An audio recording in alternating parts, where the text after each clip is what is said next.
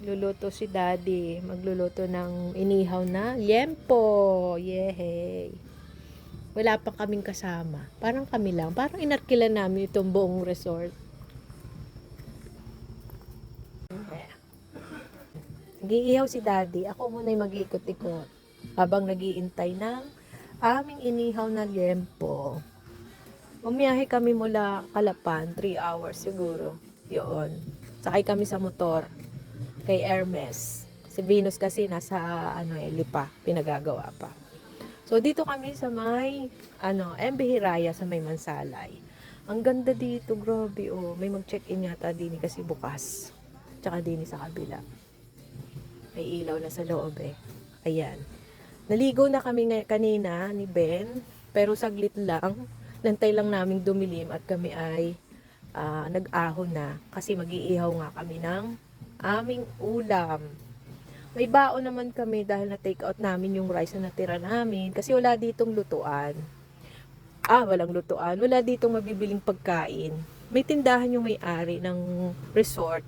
Pero since nandito tayo sa beach, masarap mag-ihaw, diba? So sinabihan naman talaga kami, wala namang bayad ang pagdadala ng pagkain. Wala siyang corkage na tinatawag. Ayan na tabing dagat. Ang lapit. Di ba ang ganda? Nakakatuwa. Maliwanag din naman. Meron din nagbe-beach pa doon sa kabila.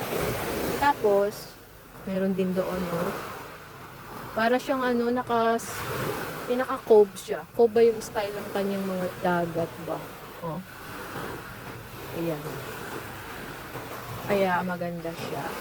800 yung nakuha namin na kubo. Bali, magda-down ka online ng 200 sa GCash. And then, ma-avail mo na yung kubo na for couple.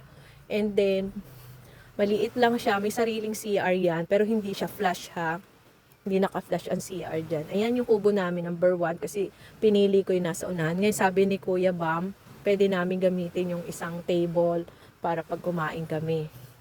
Yan. Marami silang cottage dito. May pang couple, may pang mga bata. Pagka couple kinuha mo, free na yung isang kid doon sa 800 na yan. Ayan, ilan tong kubo? 1, 2, 3, 4. 4 ang kubo. May malalaki pero hindi nakaharap sa dagat. Maliit lang siya pero ang cute niya. Ma-style din yung may-ari nito, bata pa yung nag-a-assist sa amin eh. Di ba ang ganda? Ayan.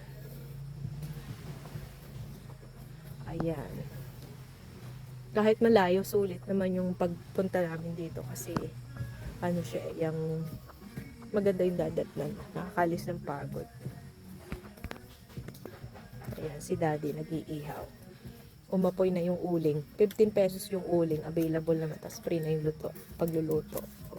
Hindi ka lang pwede magluto doon malapit sa kubo. Bawal.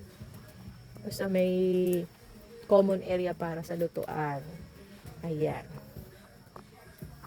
Tapos, may tindahan yung may-ari.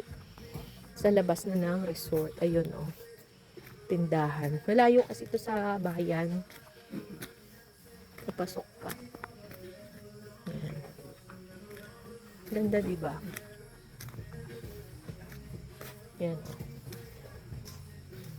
Pang family. Tapos may common CR. Dalawa yan, Ito, pang family ito. Ito, malaking kubong ito. Yan. Kanila pa rin yan. Yun, ang tindahan. Ayan. Yan. Ito yung pang family. Ang lalaking kubo. Hindi nga lang nakaharap sa dagat. Ayan. Siguro pag season talaga ng bakasyon, punong-puno ito.